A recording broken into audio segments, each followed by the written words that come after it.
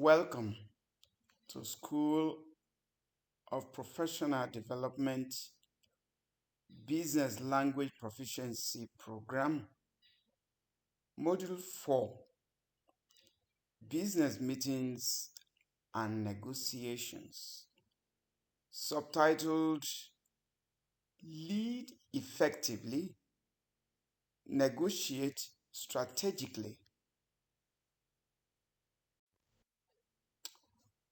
What are the learning objectives? 1 is to conduct and participate in effective meetings. 2, to understand the stages of a business meeting. 3, apply negotiation strategies in workplace scenarios. And 4, to handle difficult conversations diplomatically. To conduct and participate in effective meetings is an important objective because we need to learn how to participate, how to lead if you are conducting, to make meetings effective. We'll get to what makes meetings effective. What's the meaning of an effective meeting? What must we do? What must we achieve if a meeting is going to be effective? We need to understand the stages of a business meeting. If you have been a chairman or secretary of a meeting, you would know what the various stages of a meeting are. And the stages are important because unless you apply that kind of structure that leads you to decision making and to getting outcomes achieved, you would not know what a meeting is all about in the first instance.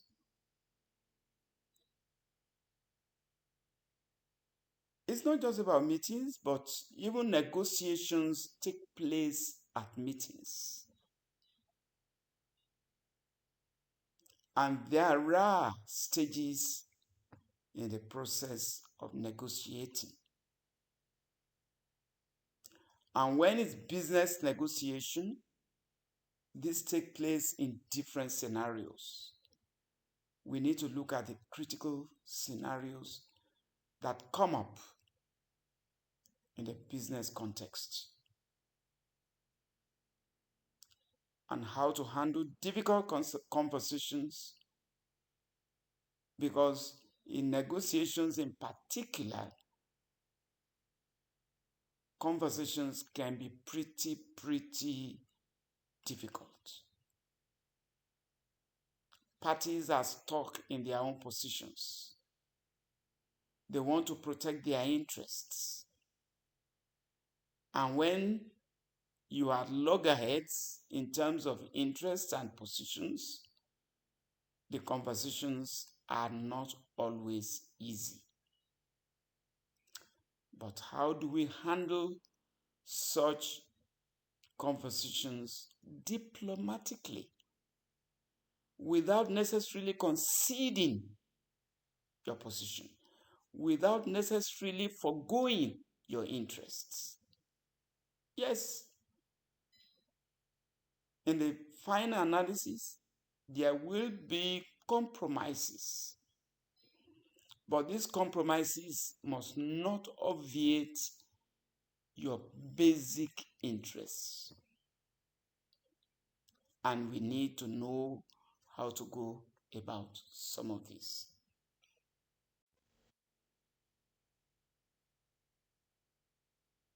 There are a number of business meeting types that we need to know.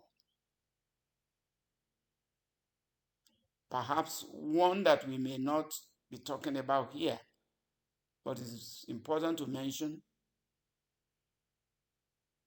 is employment negotiation, which also takes place in a meeting.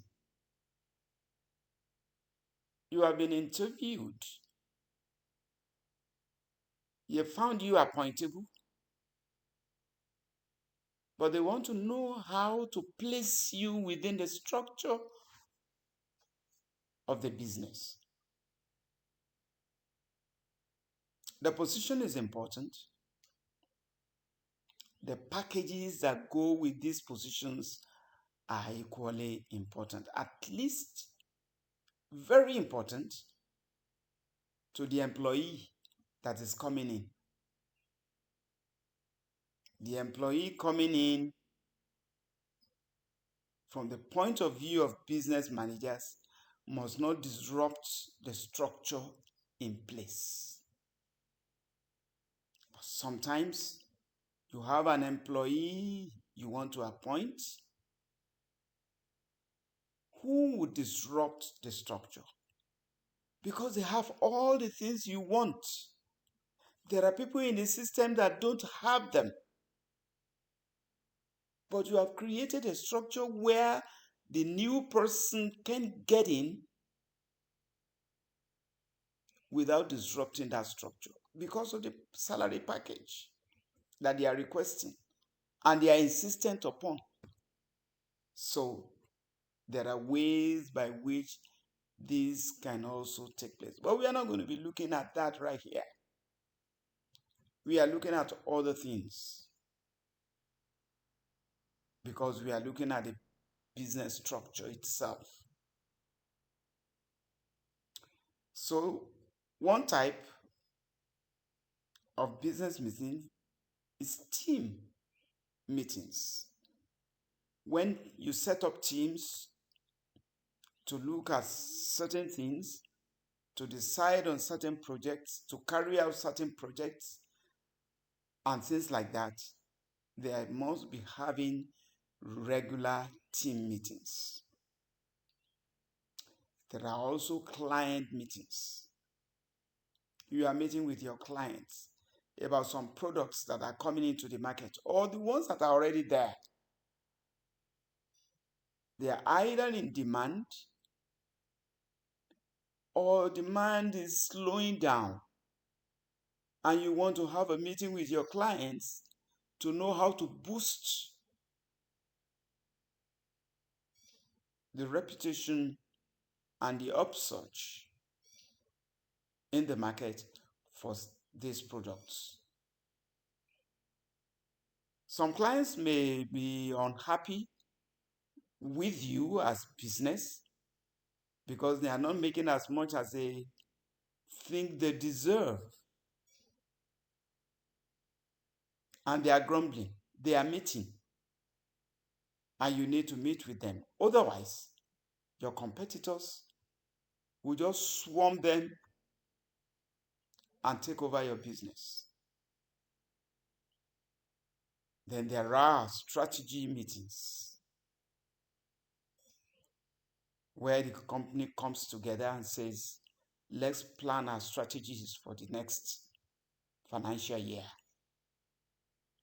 for the next line of products that we want to bring on board. You want to plan your strategies to curtail the advancing interests of your competitors so that you are at the cutting edge against your competitors in the market. There are meetings where you do project updates. You're setting up a project, it's going well, and from time to time you want to know how things are going, what are the challenges, how can you obviate some of these challenges, how can you boost morale, how can you boost inputs, how can you escalate outputs. to meet demands or to expand demand. And there are performance reviews every 6 months, every 12 months. You want to review the status of business. You want to review the performance of workers. These will take place at meetings. So these are some of the types of business meetings that take place in professional contexts. And then when we focus on a particular meeting, what are the stages of that meeting? Generally, there may be differences here and there, but generally the generic type of meeting has a number of stages. What are the stages? From setting the agenda to holding dialogue at the meeting itself and to producing action. So the stages are planning. A lot of meetings take place without planning in systems that are not business oriented. It's all just about joy-joying. Keep them busy. But in business circles, no. It's not about wasting words. It's not about wasting time. Time is money. So you have to plan for any meeting at all. You plan what the procedure would be. You plan what outcomes you want to get out of that meeting. And unless you plan ahead, it's going to end up in words and words and words and more words. Second stage is the opening of the meeting. How does the chair open the meeting? How does he lay out the agenda? How does he or she present the issues that need to be tackled and the outcomes that are expected on each of those issues? And the third stage, of course, is the discussion. The many words, the many ideas that are proffered, the many solutions that are suggested, the many questions that are raised. And on each of the items on the agenda, you must reach a decision. If you don't reach a decision and you leave it just lying there, then you have not had a successful meeting. And then the closing. But in business, it's not just about closing the meeting. It's a little bit more than that. It's also about following up on the decisions that you have made. Who is going to follow up on what? Who is going to make a report back? So that the next meeting, you can advance the issue steps further.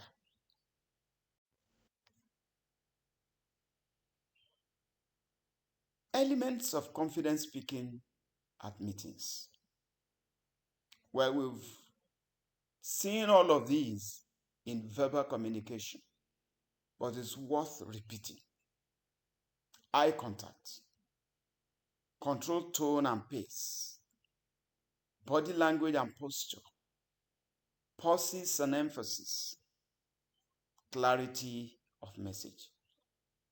Whether you are the chairman or a member making contributions at meetings, all of these are important because you want your voice to be heard. You want your ideas to be considered and taken in for implementation. So to achieve all of that, these elements are critical.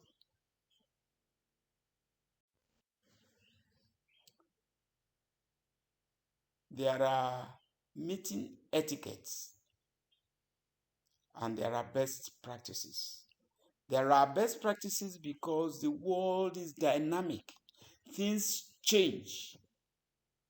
The way meetings were held years ago is not the same as the way meetings are held today and won't be the same in years to come. So we want to look at the best practices in the world, in the business world, and emulate those practices in our own context. What are some of these etiquettes? First is to prepare an agenda. Start and end a meeting on time. Don't spend 3, 4, 5 hours talking and talking. People get tired. Ideas are wasted, are lost in verbosity. So set a time, set a target. This meeting is going to last 1 hour. If it lasts 1.5 hours, that's still manageable. That's okay. It won't last more than 2 hours. Keep to that time. And you keep to it by encouraging people not to speak too much. Go straight. Be clear in the idea you are offering the meeting. And it's up to the chairman to manage that time. Stick to the topic. Don't go wandering about everything. Don't go sermonizing at meetings. Encouraging people is good, but when the sermon is more than the issue being discussed, you're wasting time, everybody's time. And at the end of the day, you're not going to achieve what you intended to achieve. Allow everyone who has an idea to pitch, to speak. You are not helping the meeting by pinpointing some people to speak and leaving others out. Some of the brilliant ideas can be left out. Just because you don't like some people or the way they present their ideas and so on, or you prefer a particular line, you have a predestined outcome in mind, so you want to allow only some people who will speak to your point to speak and leave others. That doesn't work in business. Brilliant ideas can be lost that way. So allow everyone to speak, but manage the time allotted for each person to speak. Finally, summarize action points. This decision has been made. This is the next thing we are going to go to. This is the action we must pursue. What are they? 1, 2, 3, 4, 5. Let everybody be clear about those action points. More and more these days, since COVID, virtual meetings are becoming the norm. And if they are becoming the norm, we must also respect the etiquette of such meetings.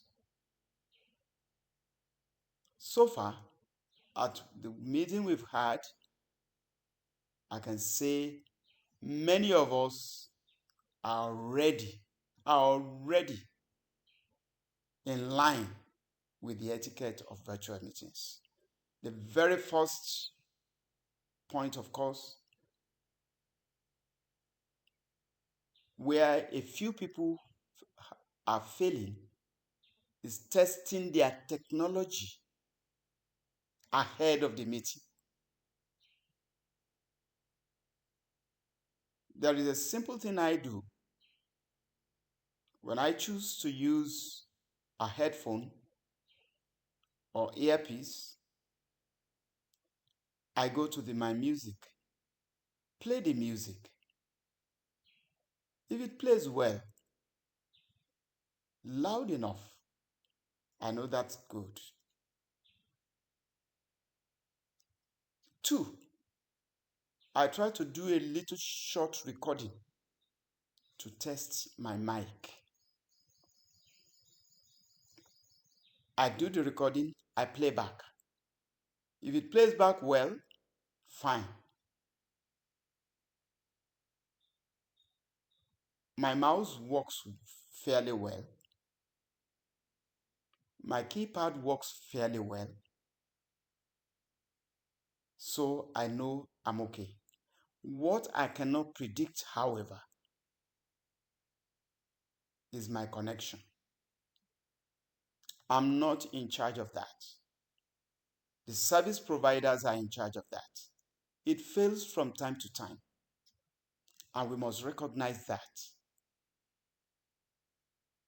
Anytime our bandwidth connection is failing, some of our devices will tell us you have unstable connection. The ones that don't tell you, you can hear breaks. Many people will begin to grumble. We can hear you and all that. And that means check your connection.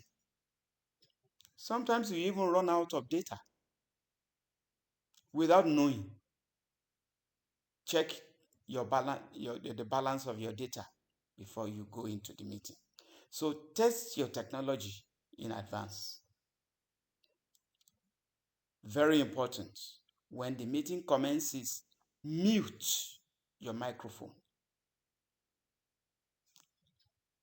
In our kind of meetings taking place in the evening, when many of us are in our homes and we are not the only occupants of the home, it pays to mute both your video and your mic. We've seen situations that have been reported. We've watched them. Somebody just puts on a jacket over his boxers and is ready before the video and hears the sound of a child falling and gets up without muting the video. Everybody sees him just wearing a boxer as he goes out. No trousers. It's embarrassing. So learn to mute your mic and your video when you are not speaking.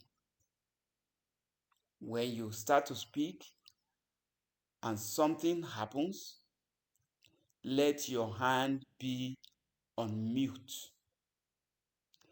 Before you get up, before unwelcome noise gets into your meeting, mute. So mute when you are not speaking. When you are speaking, we can understand. Again, be camera ready. Check you are wearing the right thing. Check where you are sitting.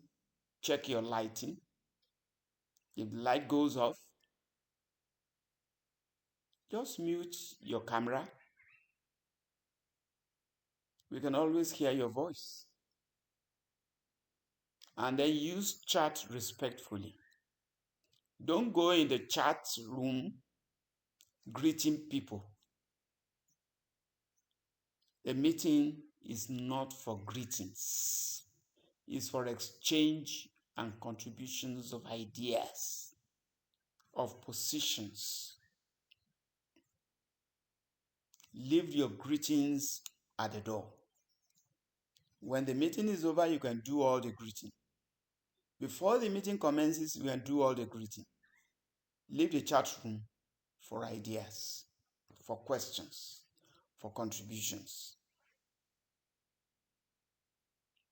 And follow up with the minutes. Fortunately, these days, for those who can afford it, there are applications and tools for taking minutes at meetings. You don't have to go on writing and writing and writing. Of course, if you can afford it. They don't come too cheap, but they are available. If it's a business meeting, the business company should be able to afford some tools that advance the work you do. Now let's move on to negotiations. A negotiation is a process to reach an agreement. There are many negotiations going on in the world today. I won't know how many are going on in your businesses or what types of negotiations are going on in your business places right now. But around the world, internationally, wars, avoidance of wars, trades and tariffs, there are so many negotiations that are going on right now. So all of these is to reach an agreement. Every negotiation, no matter how small, how inconsequential you think they are, they require preparation. They require communication. They require compromises. If all of these things are absent, then, of course, you are not in negotiation. And I continue to give this example. President Trump comes up and bluffs everybody on tariff, for instance. He comes up and reels out figures. And people keep telling him, you are not talking about tariffs. This is not how to do trade negotiations. But there are a number of countries that have called his bluff. And they are now engaging in proper negotiations now. China, for example, has called his bluff. He's the one now reaching out, asking China to come for negotiations. China said they are not going to negotiate with you on arbitrary tariffs. So, if you prepare, you will be able to reach a negotiated settlement. If you communicate well, clearly, stating your positions, backed up by facts, you might win. If you don't win, you compromise. But in many cases, you win some, you lose some. You compromise others.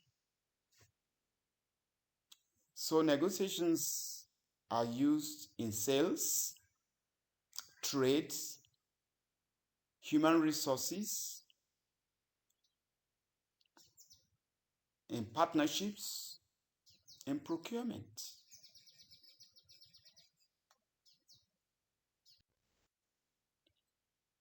Various stages of negotiation. The steps are clear. Prepare, bargain, or in the street language, haggle, and come to an agreement. In terms of stages, stage 1, of course, is the preparation, like in a meeting. Stage 2 is the opening. Stage 3 is the bargaining. You give this, you take that, you give that, you take that, and so on. Okay? You can reach a compromise. You close and you sign an agreement. The next stage, of course, is the implementation. But even the implementation is carried out by both sides. And when both sides come to an agreement and set up committees to implement, they are checkmating one another.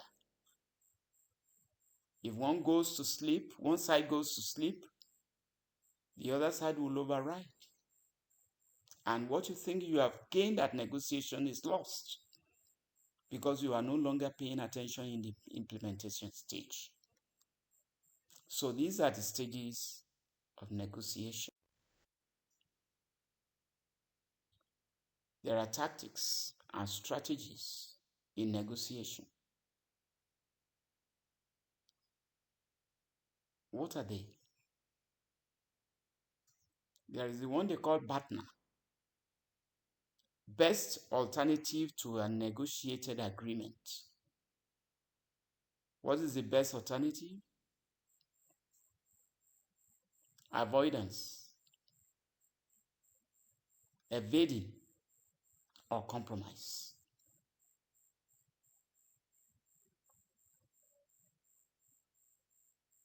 There is a win-win and there is a win-loss.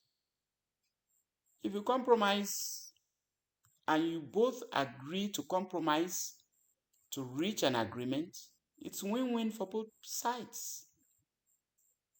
But it's the side that does not prepare well that loses in a negotiation. Preparation is key in everything we do in business and indeed in negotiations. Know your walk-away point. Actually, we always say in negotiations, some of us have been involved in negotiations at union level, at individual departmental levels, and so on. We say, what is your fallback position?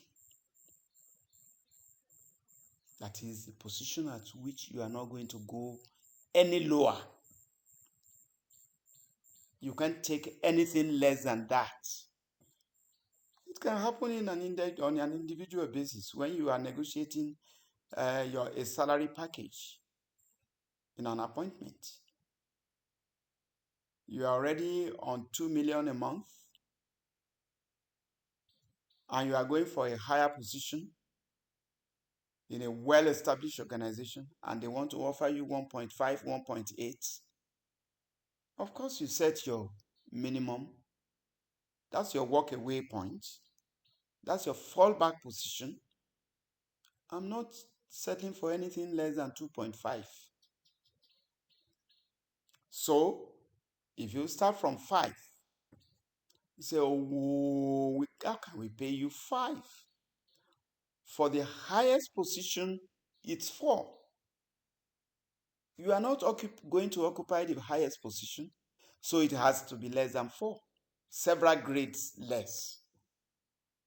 Of course, you smile about it and say, well, I'm bringing this, I'm offering this, I'm going to lose this from where I'm going and so on. My next promotion where I'm coming from is 2.5 8. I shouldn't be earning anything less than that. I can wait a few more months to earn my 2.8. And they say, well, okay, we can't give you anything close to that. I'm sorry.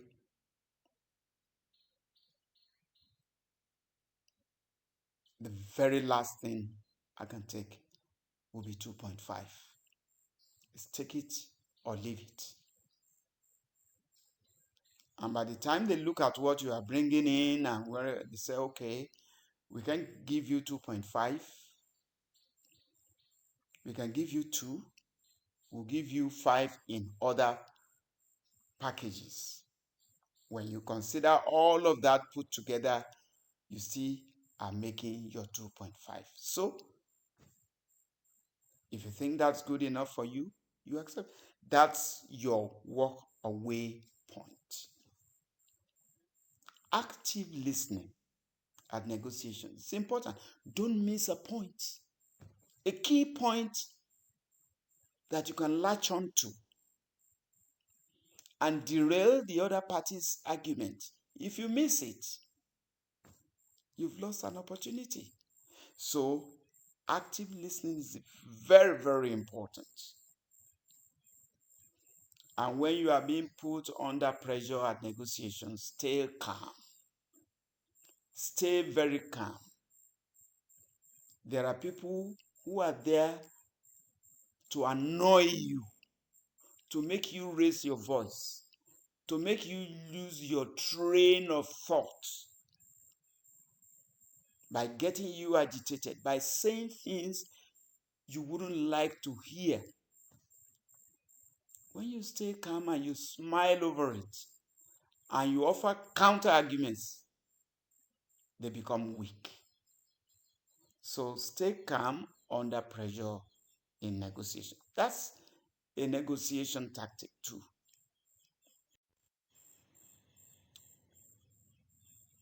In negotiations, conversations are going to get difficult. They often do. As a matter of fact, they always do.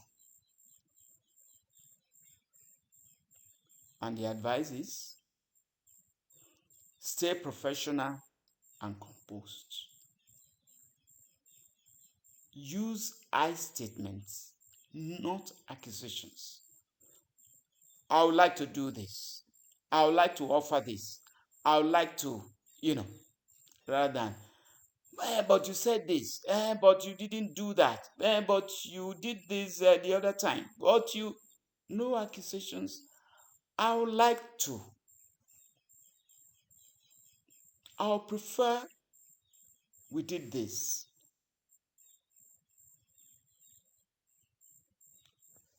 Focus on your interests, not on your positions, your interests. Your positions can shift while your interests are protected in a new position. So stay focused on your interests and not the position. Find a way to twist around. Change the conversation in a way that your interest is still protected, is still ingrained in the new position. If they accuse you, you are not changing. Oh, I've changed. I was here the other time. Now I'm here. But in both positions, your interest is paramount. It's still ingrained. So stay focused on your interests. Change positions as often as you need to. But all of that also require preparation. If you didn't prepare and you change your positions, you might have lost your interests. Then aim for solutions, not blame. It's all about being polite. It's all about being courteous. It's all about being civil while you maintain the same point. You offer solutions even when you know that those solutions are not going to be accepted by them. But by the time you offer solutions once, twice, three times, and they are saying no, hey, what solutions have you proposed? I've offered three solutions. For this one singular issue, you have refused to accept any of our solutions. What's your solution? And when, oh, I'm afraid, that may not count as a solution. That may count as another problem. Let's find a solution to this issue we're discussing. So what are our takeaways from this module? Effective meetings and smart negotiations are leadership skills. And it is not always easy to be a leader. Whether you are leading a meeting or you are leading a negotiation. If you are going to be effective, you have to learn these skills. And they come with practice. You can read about them and implement them the same day or just like that. So hold meetings. Try out some of these things and see how they work out. Structure, clarity, and respect are essential, both at meetings and in negotiations. Preparation and emotional control are key to success in both endeavors, that is, at meetings and in negotiations.